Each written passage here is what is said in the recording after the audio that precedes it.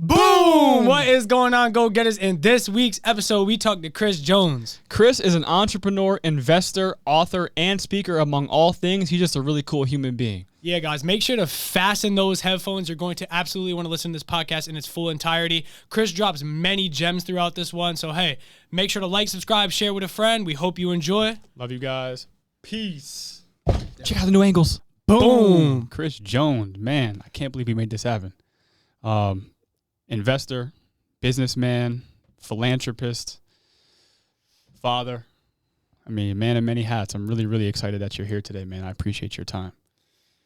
Guys, the pleasure's all mine, and the podcast's name, Go Getters. I'm sitting here with two guys half my age, but I could feel the energy, and I'm just excited to be able to support you guys, and excited to chat with you. Yeah, Thank Kris, you, man. We got something for you, so let me go grab something real quick. Yeah. I wanted to do it live on the podcast. Nice. We're keeping it a secret. You almost got our bluff right at the start. Golden headphones. Oh, yeah. It'd be awesome. But no, we took a little preemptive action here, and we got some of somebody went to Wegmans. Yeah, there we go.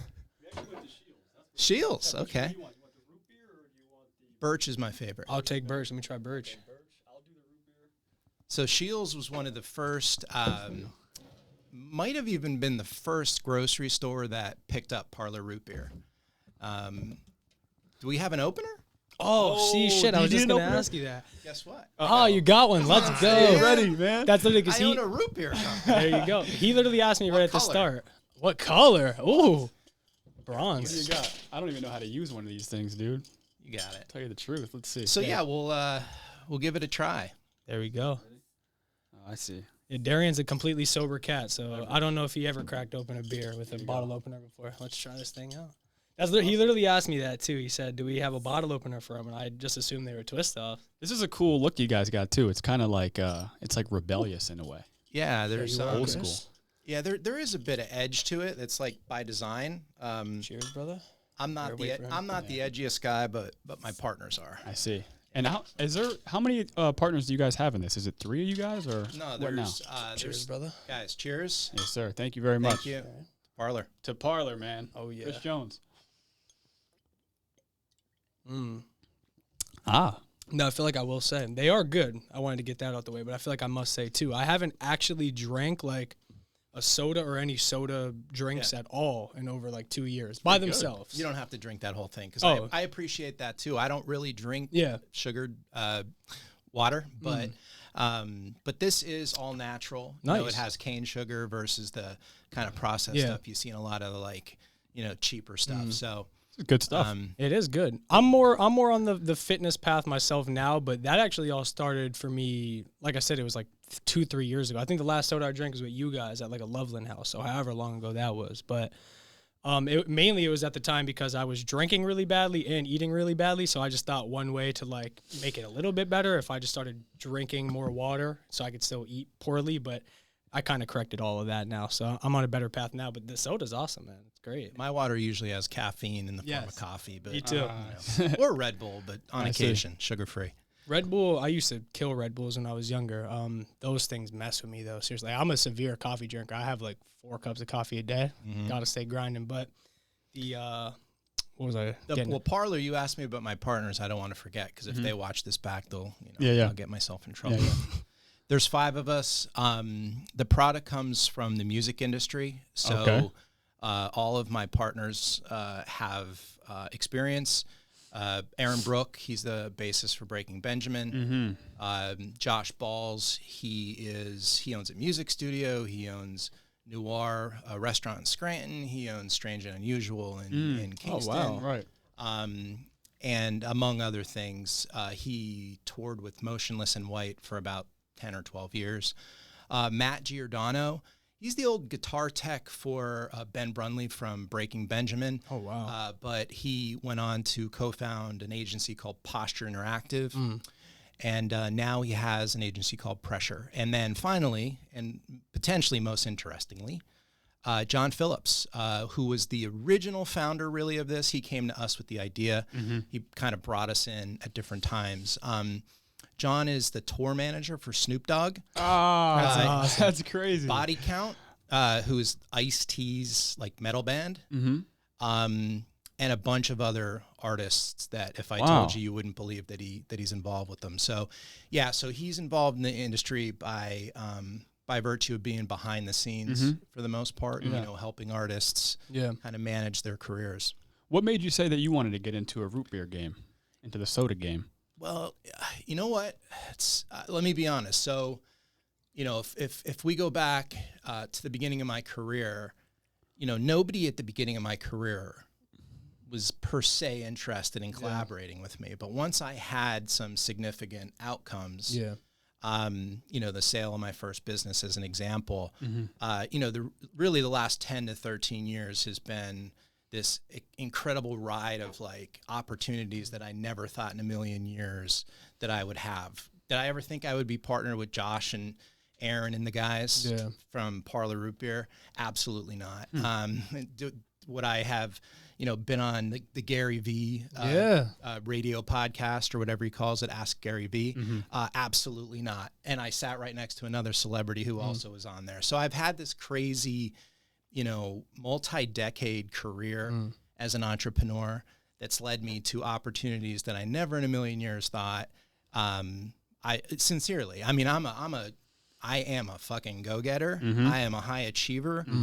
We could talk about some of that stuff. I always believed in my potential, you know, even though I grew up in 44, Pennsylvania, and went to Wyoming Valley West High School.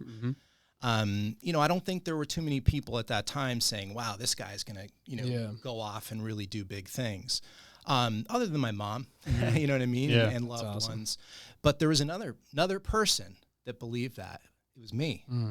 I convinced myself as a teenager that the only thing stopping me from taking the first step towards wherever it is that I want to go was the decision. And so when I look back on my career, I think one of my most consistent skills, call it a ninja skill. I don't have a ton, but I have a couple. I'm the kind of person that thinks through opportunities, but once I make a decision, I'm decisive. I take the first step, and then I've already taken so many steps by the time most people who are, you know, if I do that, it's not the right time, or we can't. Where am I going to get the money? You know, I basically rewrote and rewired my brain over the years to convince myself that, you know, the only thing that wasn't possible was what I didn't think was possible.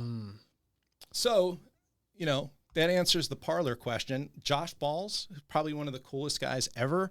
One of my best friends now. I mean, you know, it's only a gift because I've had so much success that, you know, others that want to start a business, raise, you know, investment capital.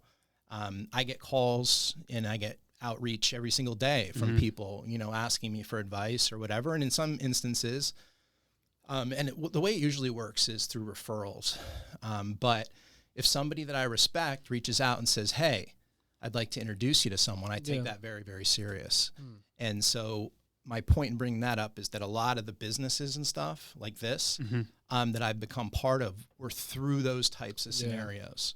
I trust Kris. Kris has a good track record. I'd like to introduce you to Kris.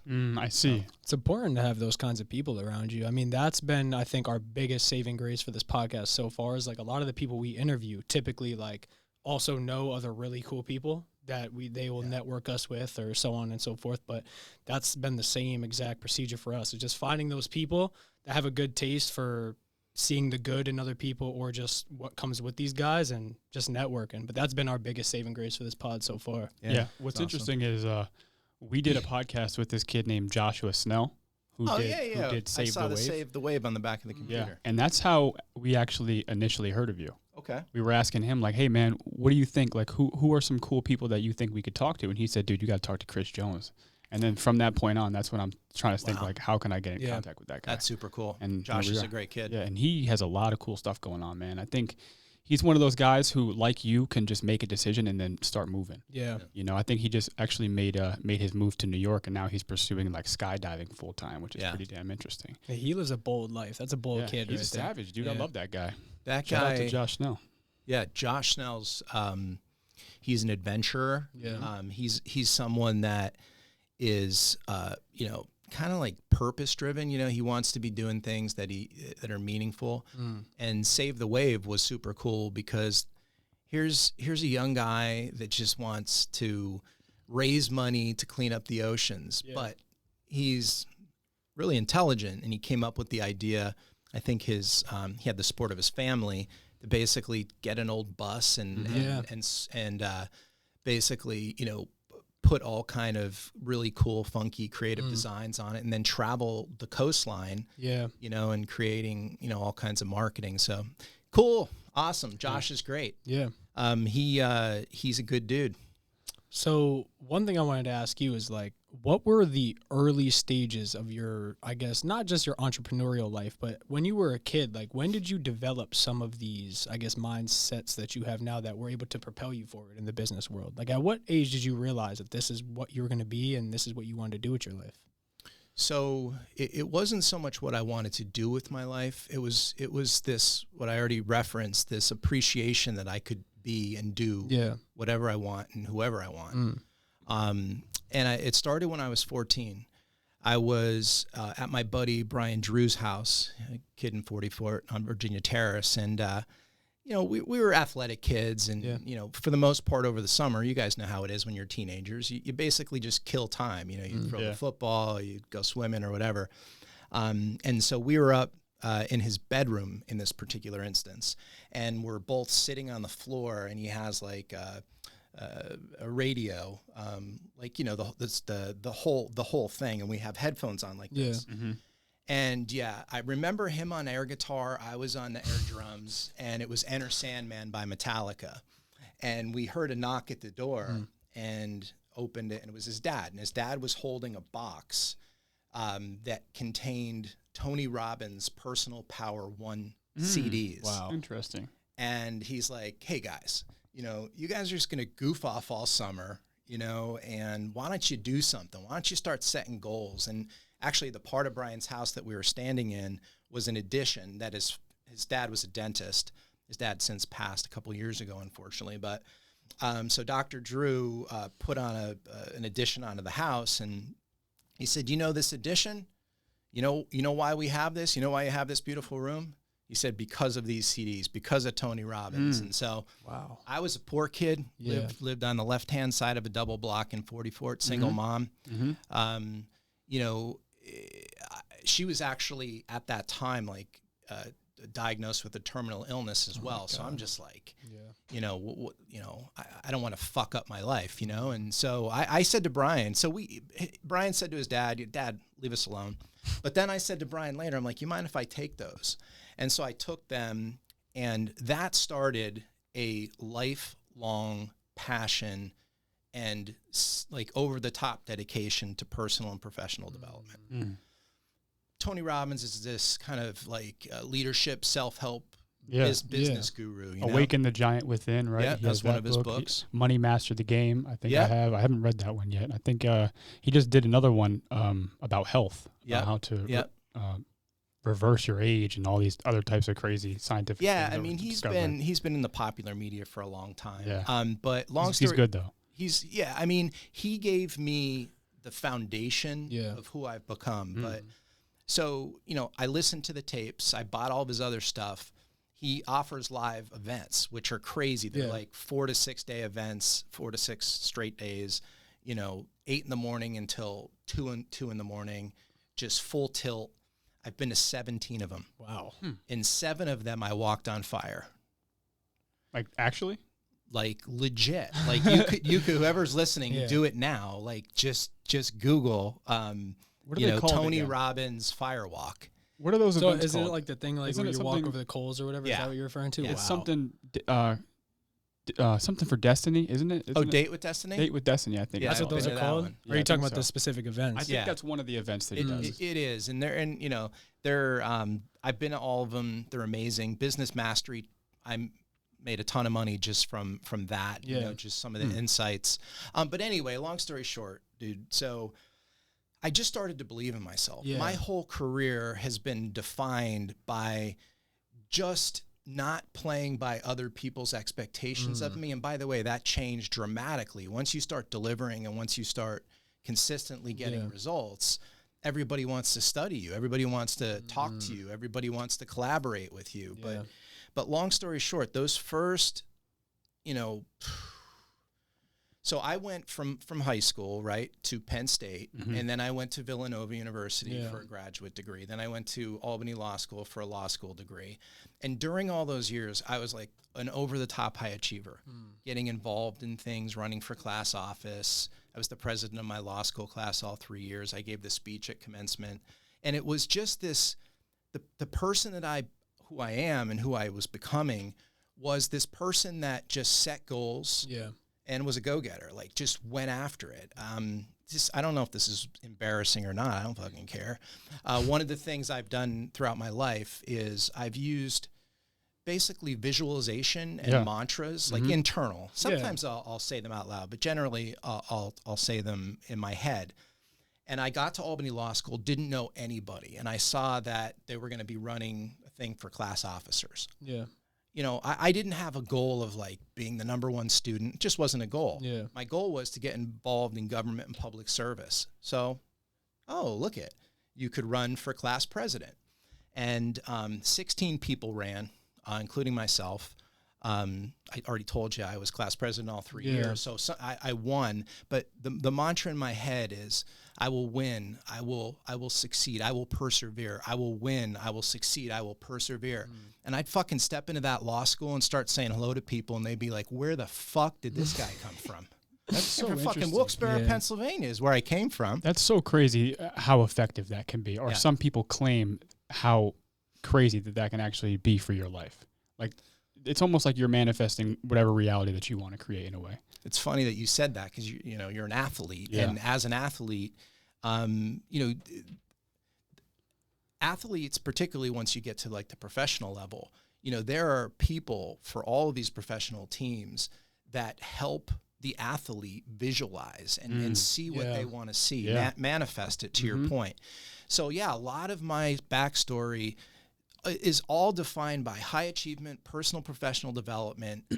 I'm the kind of person that, doesn't necessarily, I study other people, success leaves clues, but I don't model anyone unless that's who I want to be, if that makes any sense. So that's kind of how I got involved in entrepreneurship. And then the irony is Penn State psychology, Villanova psychology, Albany law, dudes, I never really took a business class. Really? Which is absolutely crazy. I'm a self-learner constantly. So business development, I know my stuff. And in the first, bunch of years of my career, even to this day, really, but I've been doing it for long enough that I understand it, is I would really just pay attention to why entrepreneurs fail, why businesses fail.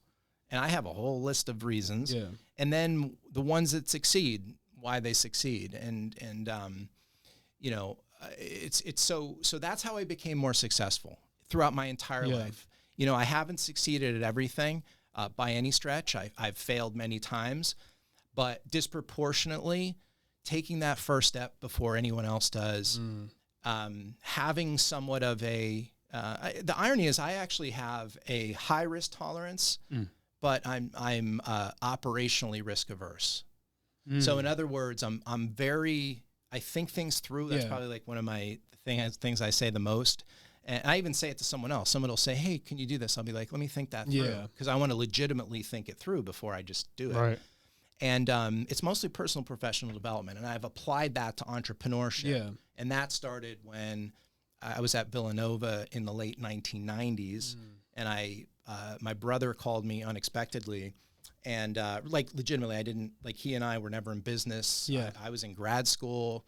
And he called me and he said, what do you think about selling grandma's gourmet food product over the internet? Because at that time I was saying how the internet was going to change so many things. And so he basically called me out on it. And I didn't know anything about the internet. So other than, I was investing in the stock market, IPOs and stuff like that at the time.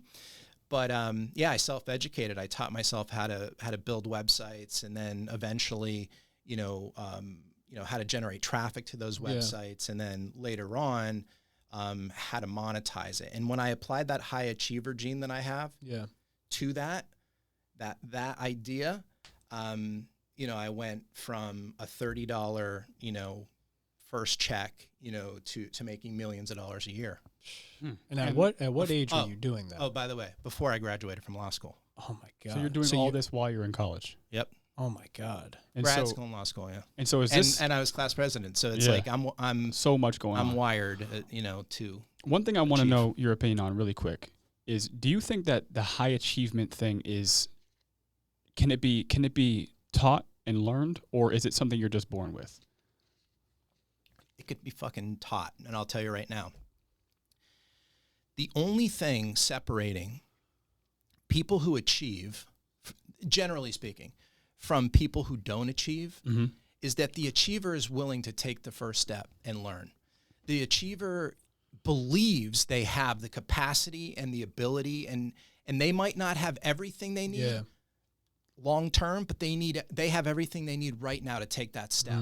And so, I mean, I am definitely wired like other high achievers. So when I say high achiever, you guys perked up and you guys are go-getters. So we have a lot of the same characteristics. It's just that, if you want to apply it to entrepreneurship or media, you could do that. And that's all I did. So I mean, you could probably debate that. I think there is something inherent about it. Maybe, yeah.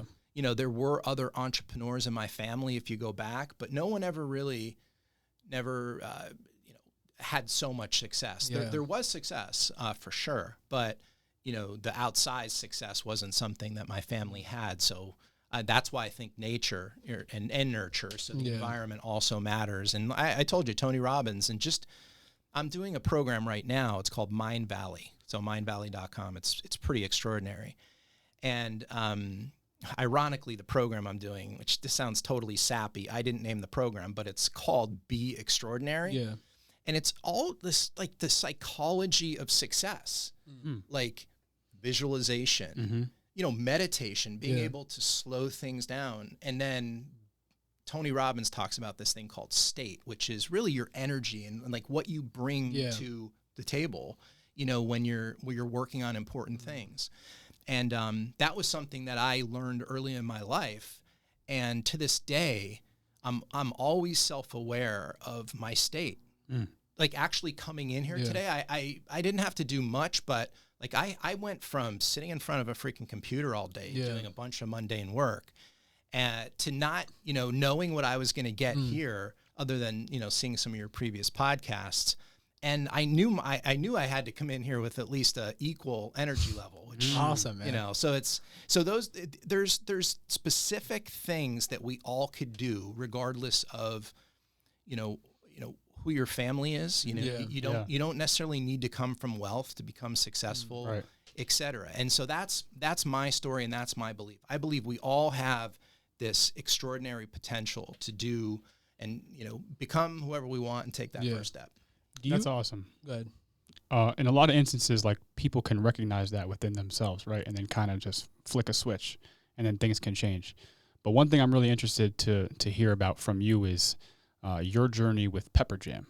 I want to know, how did you get into it? And then what was your processes like throughout the company to the point where you had to sell it or you wanted to sell it, I guess. Yeah. I mean, we'll get that out of the way real quick. Like I created Pepperjam, the marketing and tech company, to sell it. Really? Oh, yeah. Wow. That's funny. Yeah. I heard Gary Vee actually say that you should never start a company with the intention of selling it. That's fair. Interesting.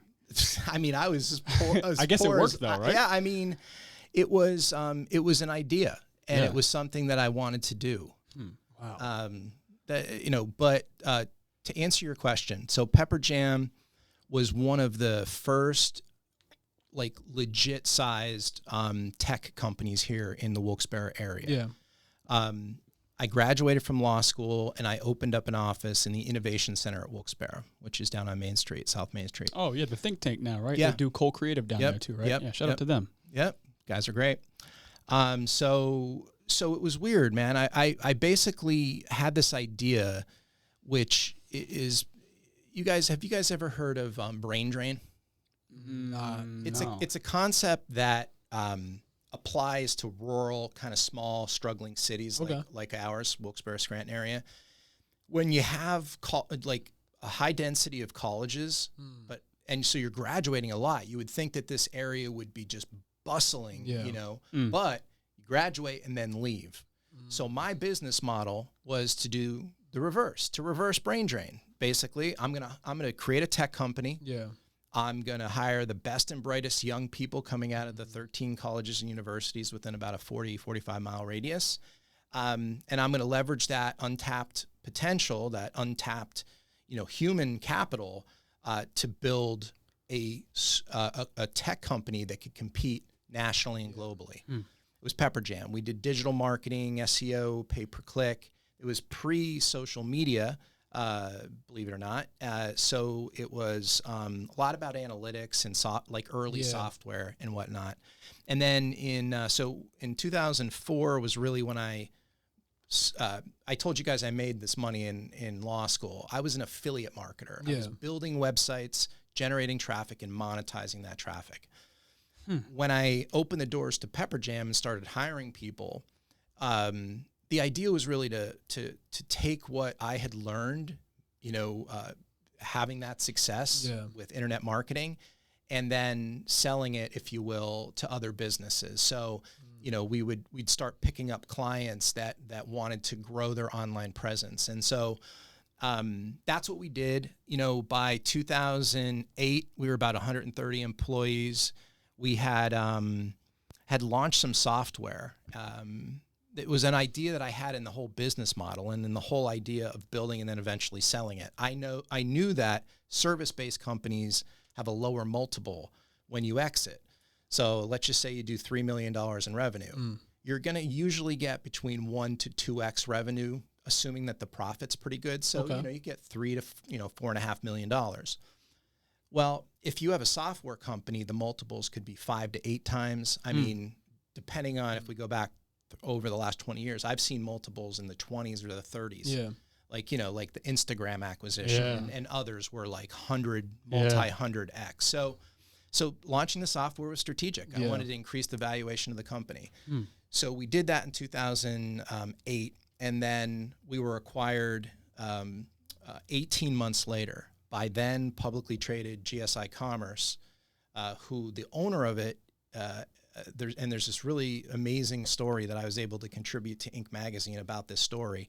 The CEO is a guy by the name of Michael Rubin. Yeah, that's insane. Yeah, that's insane. Yeah, dude, there's an article that I wrote where Michael reaches out to me and he says, we had already done some negotiating. We knew they wanted to make an offer. And he said, hey, we'd like you to come down to King of Prussia. Yeah. I was like, okay, I'll get my team together. He's like, no, just you. So I was like, all right, cool. Michael Rubin. And by the way, he wasn't as cool as he is now. I mean, he's a short guy, in this. He's obviously now a multi-billionaire and everything else. But anyway, so I went down there, and the reason he wanted me down there is because he wanted to negotiate and finalize a deal with me. But the problem was he wasn't alone. He had his general counsel, he had his CMO, he had his CFO, Michael Kahn, and then me. And it was like a conference table like this times 6. Yeah. It was huge. It was like the freaking Apprentice. And he said, what's your number? Yeah. Yeah. So in terms of like business strategy though, like that's quite an interesting like place to put you in. Like that was a play. That was a play he made, right? It was an absolute play he made. It was a play I made too. Yeah. I mean, I didn't have to, I could have killed the deal right there. Yeah. I mean, I had to, that's another thing. Gary would tell you this, but like, I've learned a lot. I'm a much better negotiator today than I was then. Yeah. I don't regret how that all played out per se, because the number that we agreed on was the number that we went off at. And my payout was like 50% cash, 50% stock. Oh my God. And then the stock was locked up. Yeah. Well, I mean, the story goes, so we get acquired by GSI Commerce. Less than a year later, we get acquired by eBay. Yeah. On the day the announcement happened, my business partner, Mike Jones, who owned 15% of the company, I owned 85% of it, says, fucking dude, you have no idea what just, I'm like, yeah, I do. holy shit, what's the transaction? What did it go off? It went up 50% that day. God. So, and then so all of a sudden we owned eBay stock, you know, and at that time, like those were the early stages. That's like the .com era, right? That's when everything is starting to kind of take off. Well, no, I mean the late '90s were the glory years for that, and then actually our transaction went off on September 1st of 2009. So it actually was, you know, the internet at that point. Everybody, you know, knew that it was going to change everything. But we were actually coming off the financial crisis. There was like a subprime mortgage crisis at that time. So, long story short, you know, but we were in discussions with them. We had other interested buyers, and it was a dream come true. They were, you know, a company that immediately was able to like 10x the size of the company. Yeah. You know, through that merger and acquisition, we eventually became eBay Enterprise, a division of eBay. You know, at one point, I'm not sure how many offices they have now. They may have more offices now than they did at this time, but they had like 7 offices around the world. Yeah. You know, it was like really, really cool. And that's when I transitioned. After a period of time, I transitioned out of Pepperjam. Yeah. I'm still an advisor, but I launched my own investment fund called KBJ Capital. That's pretty cool too. But Yeah. after you sold Pepperjam, did your life completely change? Or were you just kind of like the same fella and everything was the same? Guys, man, my life changed that day that I decided that I had everything within me to become whoever I wanted to become. That's badass. That is badass. These last 10 years, which are actually post sale of Pepperjam, have been some of the most redonkulous, just totally unexpected, like holy shit. And I don't really like. It's always like looking back on it, like that I get really kind of like almost confused. Yeah. But in the moment, I crush it. Like I was courtside with my business partner Damon Wayans Jr. I had already met Kevin Hart, one of our investors. But you know, when Kevin and his entire family are coming over, we're courtside, so the Lakers are here. My buddy, my business partner Damon's like friends with these guys, are coming over, hugging them. I'm like hugging the whole Hart family. Yeah. I'm like, what is going on? It's like a Drake song. You know what I mean? Like whose life is this here? Yeah. You know what I mean? And then in the moment, it's just like us right now. Yeah. But like, you know, if you were Ryan Gosling, you know, and you know, you were Ted Lasso, I would be talking to you guys like this right now. Because, again, I have personal professional development. Like by the way, we could all, if we focus on it, get excited, get anxious, get all this stuff. But by the way, when you look back, I'd be like, holy fuck, I just totally did a podcast with Ryan Gosling and fucking Ted Lasso. Yeah. This is totally, like, bizarre. Did that ever get easier for you, like, meeting these kinds of cats? Like, at what point did that get normal? Or does it ever? Again, I don't know what it is about me. Yeah. In the moment, I'm as cool as a fucking cucumber. Yeah. And then I leave and I'm like, what was that? Yeah. You know, I mean, a little different. Publicly, sometimes I have to be careful. Yeah. But, like, I love privately telling stories. Yeah. We didn't get there yet. I don't want to jump the line. But I've got some really, like, even the Gary Vee podcast. Yeah. So, my partner Damon Wayans Jr. and I got cast on a reality show for Apple TV back in 2017. Oh, we gotta find that. We gotta find it. The judges were Gary Vee, Gwyneth Paltrow, will.i.am from the Black Eyed Peas, and who was the other one? And another actress, famous actress, Jessica Alba. She's attractive. But yeah, so here we are, Damon and I coming down the fucking escalator. And Gary's like, Kris, you know, like, what are you doing here kind of thing. And it was just crazy. And then after that, his people reached out and said, hey, you and Damon, if you guys want to shoot over to the Beat studio, you know, we'll do a podcast, you know. And if you watch the podcast, Gary talks about, like, he and I had gone for dinner, like, you know, the previous year, and we've known each other. But that's weird. And it's crazy, you know, and it's like, so crazy, many man. of those types of stories, like where he legitimately is a friend. It's not like, and it's weird sometimes when I tell people that, because you could be like, yeah, right, it's fucking, yeah, sure. Well, I could tell you this. I've walked in rooms with Gary with 300, 400, 500 people, and he stops what he's doing and he comes over to say, there's the fucking mayor of Scranton. He just, I don't know why he does that. The mayor of Scranton? He should be. You should have ran for mayor. No, and there's no politics here, but good. Well, it's a whole nother thing, but that's like kind of my same field as well. But one thing I really wanted to ask you is like, how bold of a decision was it at the time to even take up the idea of like tech space in 2008? Like that is a very, very odd time of life to get into like technology, because that was like literally some of the birth years of what we all use today. Yeah, I mean, it was a tool that was trending, and I just thought was really cool. I was in my 20s, and I was like,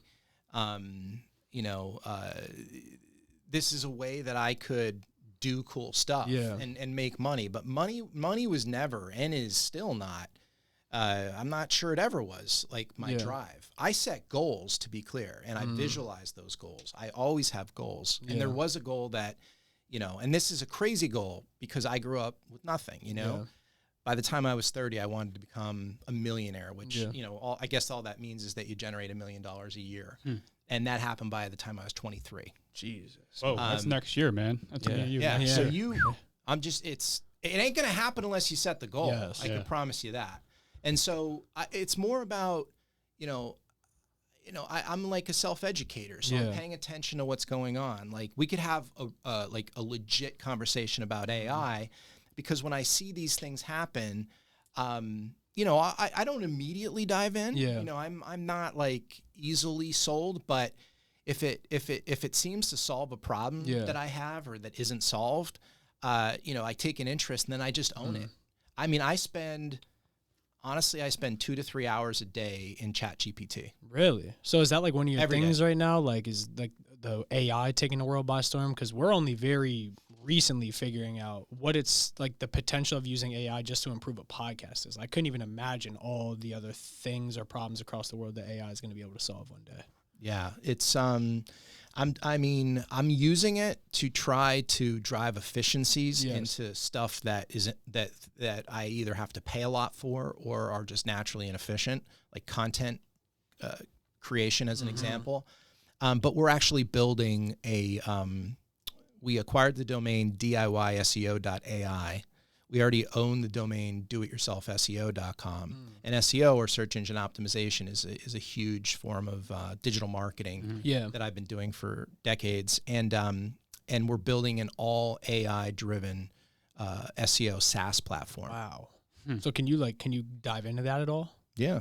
So like, just, I guess, explain a little bit of what that entails. So if you're, the use case would be, you own a website, which it turns out hundreds of millions of people do. And the goal would be to do kind of sort of like I did early in my career, take that website and, increase its visibility, generate traffic to it. Because once you start getting eyeballs, same thing goes with podcasts or television or whatever. As your eyeballs increase, there's a podcast called the 20-Minute VC. This kid, I was the second interview he ever had. He's gone on to do like 600 of these, and he's interviewed every famous tech guy now. The guy, I don't know if this is actually a fact. It's either hundreds of thousands or like $1 million an episode. What? God. Oh yeah. Yeah. Wow. Yeah. How? He just, the following and the engagement, and he's able to leverage that. Yeah. And the advertisers. I know I think he had Elon Musk on there. And he basically reached out on Twitter to Elon and said, let me interview you, and it was like $375,000 in advertising fees. I'll donate to a charity of your choice or whatever. Wow. That's awesome. But anyway, this software is going to help the entrepreneur, the website owner, basically anybody who has a business has a website. So business owners increase their visibility, and to execute tasks, SEO tasks, that they would have had to pay hundreds or thousands or tens of thousands of dollars for, they'll be able to do with our software from a monthly subscription fee. Wow. Yeah. How do you recommend somebody uses, like, because we own a URL for our podcast, like, what do you recommend for a web page, like, for a podcast? What would you use, I guess, your website for? Do you have any ideas off the top of your head? You mean to build it or to market it? Just to, like, do things with it. Like, what? Market it, I suppose, well, right? I guess market it. We don't necessarily, I guess, need more eyes on our page. I guess, like, the YouTube. On the podcast, we do. Like well, on the YouTube podcast, the yes. But I mean, like, for the URL specifically, like, for a web page. I think for something like this, where your content really lives on probably multiple platforms, right? And you're leveraging the network effects that are already in those platforms, where you could get ranked on lists for top podcasts and stuff. A website's probably more important for, you could put your videos on there. You could make it sort of an informational source. You could use it to, like, include your advertising rates. You can potentially recruit, guests. But again, the more visibility, the better. But in this world now that's so multi-channel, SEO, search engine optimization, applies to Shopify. It applies to Amazon. It applies to YouTube. It applies to all the social networks. It applies to Google.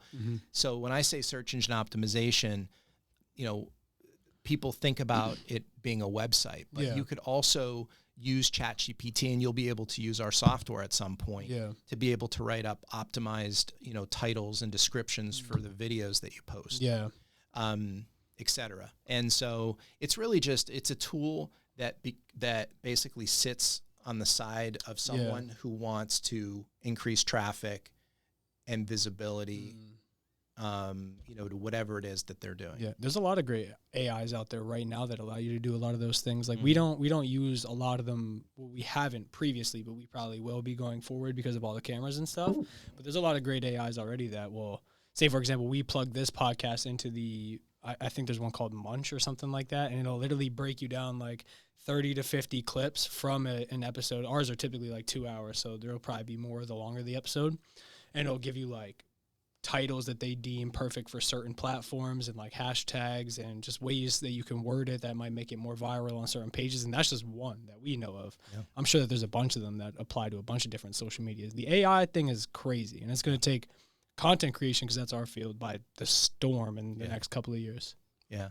I mean, I think original content and I think editorial content. So, people who express an opinion, I think that's going to actually become more valuable. Yeah. You know what I mean? And then the evergreen stuff, the informational kind of stuff that drives a lot of what we're looking for. Yeah. Like, you just want an answer.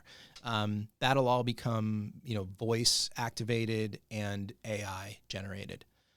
So we'll be interacting with audio AI, and, it'll all seem so normal, in 5 or 10 years from now. Yeah. That's what spooks me out about the AI thing, is like, where does it go? Because I'm sure like during 2008, when you were getting into this game, like, did you have any idea where that was going to end up in 2023? No way, man. I don't. What's interesting too about like just trying to share some of my experiences from like how I made shit happen. Yeah. I only really focus on my goals. I'll change my goals if I need to, but I really spend a disproportionate amount of my time every Sunday for the last over decade, and I've never missed, not once. I spend an hour with myself. And if anybody that week asked me, you guys probably saw this play out when we were trying to schedule this. Yeah. If anybody asked me for meetings, or if like one of my staff, or if we have regular staff meetings, I capture the ones that aren't booked. The ones that are booked are on the calendar. Not going to really move them. But anyway, I basically put my the demands on my time together. Then I basically lay that over all of the most important things that I'm focused on in any given week. Okay. And then I schedule it on the calendar. So my entire calendar's filled, from say 8:30 in the morning until 5 p.m. I still do stuff at night. I usually do like hobbies and projects, like other entrepreneurial stuff, but like I'm pretty serious during the day. And so one of my secrets is just, make sure make sure that you have goals, and that those goals, you know, that you understand the why behind them, and really like turn up the volume fucking as loud as it could go on the why. You know, you don't want to just lose weight. You want to lose weight because, you know, I want to be an example for my kid. You know, I don't want to die of heart disease, you know, like my uncle did. You know, you just really, you know, rev it up. And then what you do is you schedule it. You hold yourself accountable. Tony Robbins talks about this idea of step 1, take action. Step 2, review and see if you're getting closer or further from your goal. If you're getting closer, stay the course. If not, go back to step 1. So it's this process that I go through that's now been conditioned just to who I am, that has allowed me to, from the early part of my career till today, you know, always be goal driven. And so it's hard for me to really put that answer into perspective. It's like, you know, things will change in 3 years. So my goals go out really 12 months for the most part. I've got some 5-year goals, but, you know, generally speaking, I kind of micromanage my goals and then how to get to those goals. Cause that's the only thing between, just so you know, cause you said you're coming up on your, the same age that when I first made $1 million, you know, the only thing really stopping you from visualizing and starting to take action is the goal, and making sure it's concrete and making sure that your why is super, super intense. That's all it is. And by the way, you also have to think through to make sure that the goals really are compelling, because, you know, some things will motivate you and inspire you more depending on how you articulate the goal.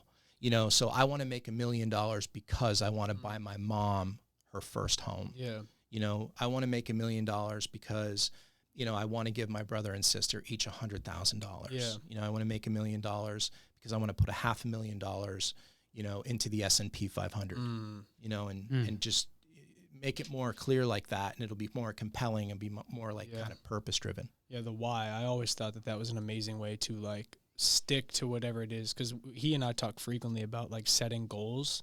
And if you have that why, I think it's so much easier to prepare yourself forward. I actually know, you know, Zach Kornfeld, obviously, right? I seen on his story recently, he posted, I think it was just like a screenshot from his phone, and it was about something else, but I was able to see from his phone, it was like a list. At his mirror, right? Yeah. Well, no, it was like literally just the lock screen on his phone. I'll show you what I mean. So like he took a screenshot of like just something on his phone, but it was like behind it was like in his notes, and it was just like my whys, and it was just like all like a big list. He's a savage, dude. Savage. Zach Kornfeld's a savage. Is he in Israel right now? No, he is in Utah, right? No, he's in Seattle knocking right now. Yeah.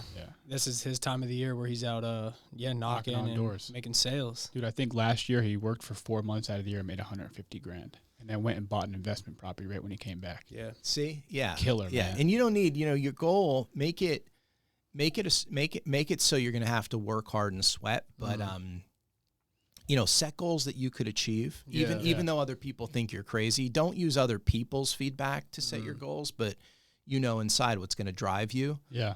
But yeah, that's the key. And so I've applied that same, everything we're talking about, we're talking mostly about like personal, professional development. I just have applied it to my goals.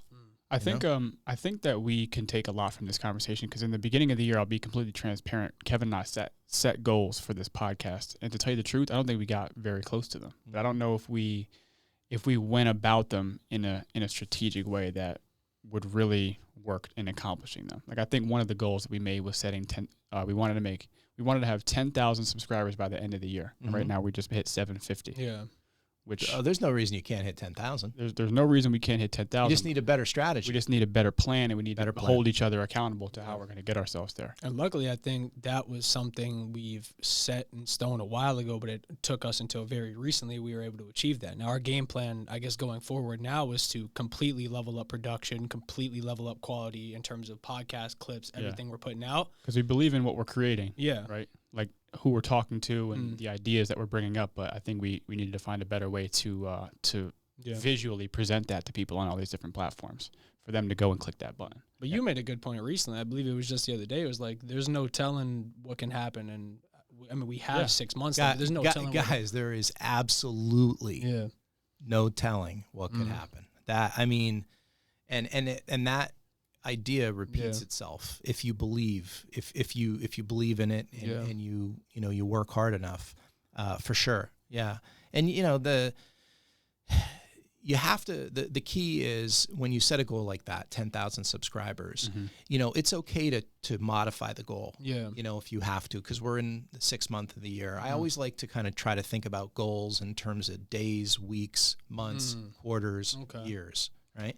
So, am I getting closer, further? You don't want to do that daily. No. Week over week isn't bad, but month over month, is probably better. Quarter over quarter, probably, maybe, and so you could change, and changing the approach is probably a better idea than changing the goal, because changing the goal, well, I mean, you could change the goal up. So let's not be pessimistic here, but like, that's achieving your goal is really about accountability, self-awareness, and ultimately, not caring so much about the direction as much as you care about the willingness to move or pivot if needed. It really does become automatic, and you almost become like, to my story earlier when I was on the courtside of the Lakers. By the way, that was a Lakers-Sixers game. It was in LA, and the fucking Sixers won, dude. I was so Are you a Sixers fan? Yeah, I'm a there Sixers you go. fan. Boy. Dude, it was like to make it even more magical. Yeah. But anyway, it's like you set a goal and you iterate, and then a bunch of, like, depending on how big your goal is, all these fun things happen along the way. If it's really big, hairy, and audacious, Well, luckily, I think like this was the first attempt at really anything this big for at least me. I'll speak for myself in my life. Like, so learning all these different things, I think it's just something that will happen over time. But luckily, I think we have a very strong foundation, and at least the idea, and I know you brought it up, of the idea that we know where we can take this. Like that's set in stone. Like he and I talk about it day in and day out, where we could take this thing. But now it's really just about taking the strategic approach, like you mentioned, and coming up with a good game plan of how you're going to get there. I think the accountability is important too. Like if we were to get together weekly or bi-weekly and say, okay, how much further do we get towards our goal? Or are we kind of in the same place, and then maybe revamping our approach? I like that idea too, though, of operating in like smaller windows like that, like setting like month goals or week goals, month goals, quarter goals. It makes it seem like it makes more sense. Like in the grand scheme of things, it's very easy to say something in December that, oh, we're going to hit so-and-so subscribers by December, but that's a long time for him. And like we were just mentioning before, like you never know what will happen in a day even. So maybe it is better to stick those smaller goals in there. Say like, but I think we even discussed that at one point, like with our initial, I think it was for the bus, because that thing that Snell did with the bus, we have a very similar idea that we want to do with that in the future, where we trick out a bus, gut it, make it basically a podcast on wheels, and then travel the country and do podcasts with a bunch of people. But we knew that the idea of buying the bus, especially one that we needed, that suited everything that we need in terms of living and the podcast, is very unachievable right now. But I think we talked about it once, and like setting smaller goals to achieving, like say, X amount of the money that it might take to buy the bus by this time of the year. Here's a question I want to ask you. Like, so you mentioned earlier that you grew up kind of poor. Yeah. Right. So was there ever a point in your life where you kind of had a scarce mindset when it came to money and raising money and investing into any of your projects, or did you always kind of have this abundant money perspective? Dude, I'm still uncomfortable with money. Yeah. Because I grew up poor. I don't know, like scarcity. Here's actually my true reality. Money's relative. It's one of those things where, as long as you have everything that you want and need, really. Actually, I should say, as long as you have everything you need. Want is a weird word. But as long as you have everything you need, you're wealthy, man. And I have a ton of stuff, ton of things, but I don't think that that my life. I think my life improved incrementally, like a bit, but it wasn't that dramatic. So I've always struggled with the value of money. I think that it's sort of like, it's one of those necessary realities, necessary evils of, I don't like how it divides, it's like, a class society, I mean, dude, when I was a poor kid, nobody was inviting me anywhere, you know what I mean? And then when it's like, whoa, that's the guy with this or that, or, oh, that's the guy who did this, the door's open. I don't love that. I get to benefit from it, but the truth is one of the things I wanted to say is that on your strategy, so this guy, the 20-minute VC guy, so I was his second guest. I told you he's had 600. I was probably his least influential guest. Something about him when he was really at the stage that you guys are at, he was even earlier. At some point, it clicked that the more interesting, because if you look at somebody like Bill Corcoran Jr., right, with On the Stacks, I think, and I just was with him last week or this week, I don't know, he was over and we were chatting. I told him, I'm like, dude, you do an amazing job just getting super interesting guests. Like you have this edge about you because you're willing to put somebody on air that has a really crazy, almost uncomfortable story to hear, et cetera. But the 20 VC guy he's still, you could tell, he wants to interview the most famous and the most influential. And, it's one of those things where, you set your goals high, even the way you guys DM'd me and how you went about it, I thought was really persistent. It was professional, et cetera. And so you got me, and, I say no to 8 out of 10, types of solicitations. Yeah. So got 'em. Yeah. And I'm, maybe in this area, I'm a little bit of a, known figure, but, so generally though, I'm not a huge figure, but they're here. My buddy Josh Balls, has hundreds of thousands of, fans and stuff. And Aaron is, obviously famous being in Breaking Benjamin. So, shift in mindset, shift in strategy, shift in mindset, shift in strategy, Think shift it a little bit, huh? Yeah, just shift it. And even Snell, doing the bus, at first he was like, well, maybe if I'm guessing this, I don't know. I don't recall talking to him about this, but he could have started small, right? He could have been like, I'm going to get 5 plastic jugs and I'm going to take them around to all of the stores and I'm going to say, can you put them in? And it's, raise money. He's like, oh, I made $100 that way or $500. He's like, well, what if I, get a bus, and basically blazon it with all of the, save the wave stuff and then drive, across the coast, maybe I could get some media. He was all over the media. So there's a book called The Magic of Thinking Big, which is one of the most impactful books in my life. I actually read it halfway through my career. So I was like, this is how I think. But it also affirmed for me that, what the difference between big goals are and small goals? Size. Somebody said, I want to set a fucking small one. And somebody said, I want to set a big one. The only thing, between you guys and accomplishing legit, whatever it is that you want, is establishing the goal and then taking what Tony Robbins calls massive action towards that outcome. And, what you want to be careful of, guys, is a lot of people quit when and they don't know this, but they're right, victory is so near. So people will expend crazy amounts of energy only to quit. Do you think that when someone takes action towards a big goal, they have a better chance of achieving it when they take the first step or when they've taken 100 steps? It's when they've taken 100 steps, because I'm assuming they've learned whether or not they're getting closer or further. It's so people quit. It's okay to change your goals. You got to have a self-awareness to make sure that, you're not just some, hey, I want to be a millionaire. And then you go lay on the couch every day. You don't have a podcast. You don't do the types of things you need to do.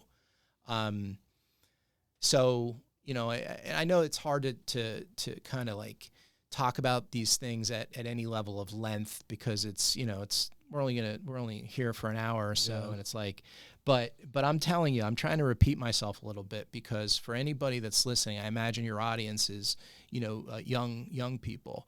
I swear to God in my life, the only thing separating them from achieving whatever it is that they want is they need to set the goal. They need to visualize it. They need to take massive action, and they need to be self-aware and hold themselves accountable if they're getting further, closer or further. And failure, you didn't ask me about failure. You asked me about scarcity. Failure is another interesting thing.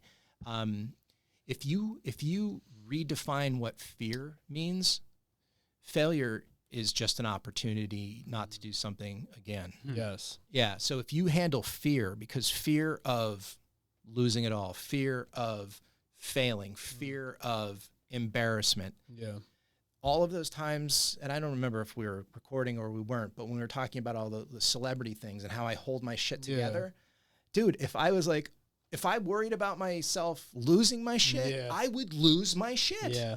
So the things we tell ourselves are the things that happen. I'm a big, huge fan of the law of attraction. I just believe that I believe in optimism over pessimism, because I believe if you're pessimistic, you're just going to attract all the negativity, all the negative Nellies. 100%. But if you're optimistic, life's a little harder because there are going to be negative people all over. Yeah. You're going to have to learn how to respect them, but like tune them out. Yep. But then what you think you're capable of, what it is that you want, your body, your mind, everything is drawn towards it. So, really studying that for you guys with regard to the goals that you guys are setting for the podcast. Read the book The Secret. Rhonda Bryan, right? Yep. Yeah. Read the book The Secret. I've read it 5 or 6 times. It's an easy read. You could read it in a long weekend. But anyway, mindset. Success, and every successful entrepreneur will tell you or anybody who's become like outsized in terms of success will tell you the same thing. Mindset is everything. Taylor Swift, when she gets on that stage now, she's the biggest artist in the world. You see her energy? 3.5 hours. She's out there in her mind. She's like, she knows it. She's self-aware. I am the world's #1 pop star. Yeah. People have lined up for the last couple of days. There's 20,000 people outside. Yeah. That's what she thinks before she gets on stage. When she gets on stage, all she needs to be is the world's #1 pop star. And again, I'm sure, I don't know her, but like, I've met enough influential people that we all have the same conversation. Yeah. I mean, I've had the most successful people are so normal. The thing that changes is the way that people perceive them. Yes. And like I said, it does open doors. There's a weird phenomenon about success is that success breeds success. So once you get that first win, the second win should be easier. And so,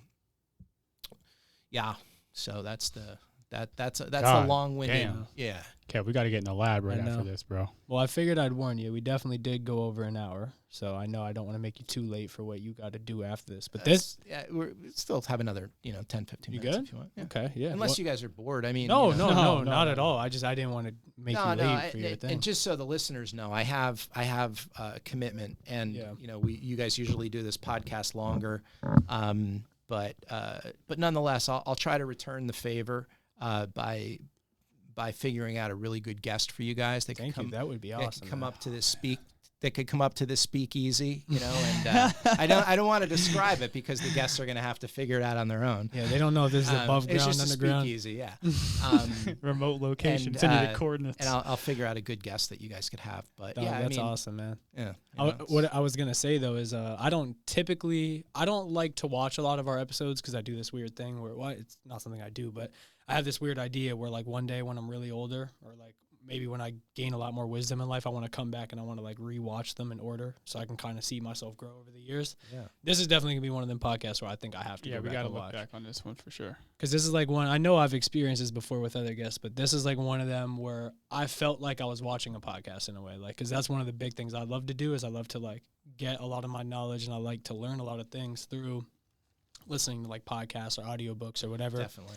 And it felt like kind of what I was doing the whole time was like watching one of those like inspirational people that I like watching and podcasts and stuff. So this has been awesome for me so far, man.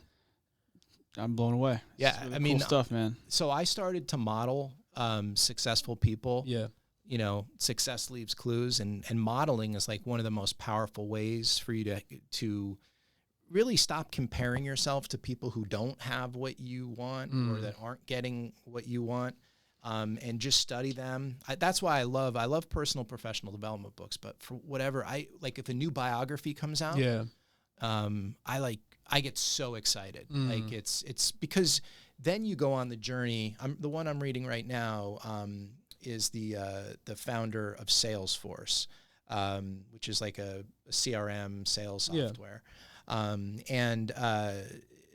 It's pretty awesome. But anyway, that's an important part of like building your confidence. Is whittling down what is it? Who are you modeling and stuff like that. And so taking this podcast, it was the real yes came from, I knew you guys were in your 20s. I knew that you were local. I didn't know you were this local, but I knew that you were local. Didn't even know we had common friends.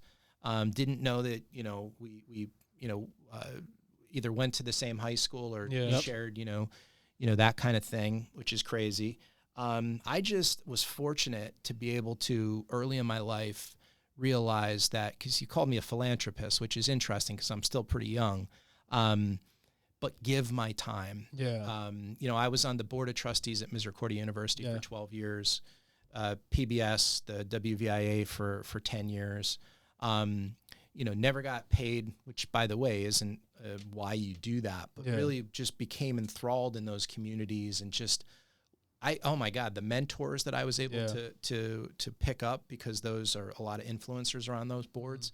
But these are the things that really allowed me to have self-awareness around the importance of social impact. And I think, podcasts are one of those things where, you could do what you just described, because even as a guest, it's like, you almost wonder, like, whoa, was it recording? It's like, because, you usually have this banter right before the podcast, and then it starts.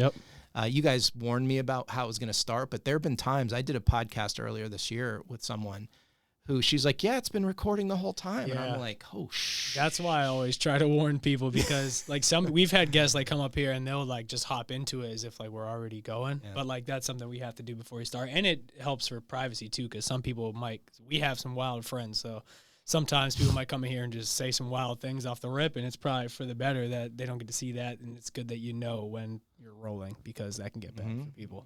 So what else? Any closing questions or anything? I mean, I don't want to overstay my welcome. One thing I want to know is I want to know more about Merch Booth Official and how that works. So I know you're partnered with Damon Wayans Jr., I believe, right, on that project. But can you explain a little bit more about what that is? In 2016, I was introduced to Damon Wayans Jr.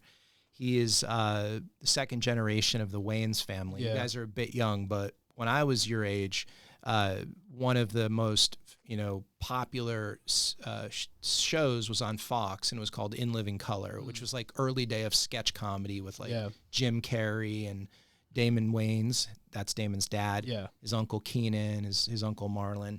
And anyway, so I got introduced to Damon, and his idea was, he's like, Kris, I'm lucky. I grew up in a family of entertainers. I have an agent, I have a manager, I have a publicist, and here's the problem. He's like, why is it that many of my funny friends and talented friends are driving for Uber and they can't get representation? And so he's like, can't we build, a technology to do that? And so he and I joined forces. We raised initially $1.5 million. We've raised in total over $5 million now. But we set off to build this app. I got a cold email from a, what the heck do they call them? Basically, like, it's not an acquisitions editor, but like a prospector from the Apple reality TV show, Planet of the Apps. And they wanted to cast me on there because I had some previous successes. I'm like, well, I'm partnered with a celebrity, Damon Wayans, and then it all changed. Oh yeah, we want you. And so Damon and I got cast on that. We raised the money, like I said. COVID hit. So we were doing, this really shouldn't be public, but we were doing over $500,000 a month in revenue in February, March of 2020. And we were doing it right over here in my building, the Accelerator in downtown Wilkes-Barre. Mm-hmm. And, we had a staff of 16 or so, something like that, 14, 16 people. COVID hit. The entire entertainment industry shuts down. Yeah. One of our biggest sources of revenue were bars, restaurants, nightclubs, this kind of thing. All mandatory shutdowns for almost 2 years. So we still had some money, and we were able to raise a little bit more. But when we did that, the entertainment booking business was slow coming back, and we were just burning money. So we decided to launch some side businesses through Special Guest, and one of those was a merch company called merchbooth.com. So we acquired that domain. It was like $5,000, $8,000 or something like that. Basically what that site does is it lets anyone create and launch their own merch line. So selling T-shirts, tank tops, hoodies, this kind of thing. And of course, we initially tapped into all of our entertainers that we were working with. Right. And by the way, this is actually really important. Like, why do we do Merch Booth? There's a couple reasons, but one was when the pandemic happened, all of those independent entertainers, the ones that didn't have the big bucks, their income completely stopped. Yeah. If they had lines, other alternative ways of making money, like lines of merch, and many of them didn't. So that's where the idea came from. So if that happens again, they'll at least have some type of stopgap where they could still make money. And so, and so that's it. And, we have a bunch of celebrity investors. I already dropped some of their names earlier. Right?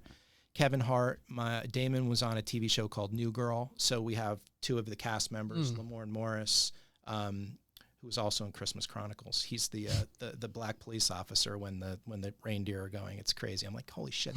That's yeah. It's like, what? That must be pretty common in your world. And Jake Johnson, who is the white guy on there, on New Girl. And he also was Spider-Man in Spider Universe, whatever, like one of the Spider-Mans. Really? Wow, that's pretty cool. That's nuts. So we're just, and Damon and I are still collaborating. We have other projects we're working on. Yeah. He's going to do a comedy special. Hopefully he's listening so he can invite me to be like one of his producers or something.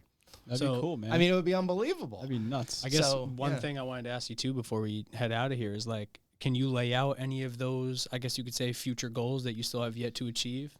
And what's public and what's not? Because I understand some people don't like giving their goals any air until you're really getting towards them. Remember how I defined wealth earlier? Yeah. Wealth is having everything you need. Yeah. Guys, there ain't nothing that I need. Yeah. I'm so fortunate.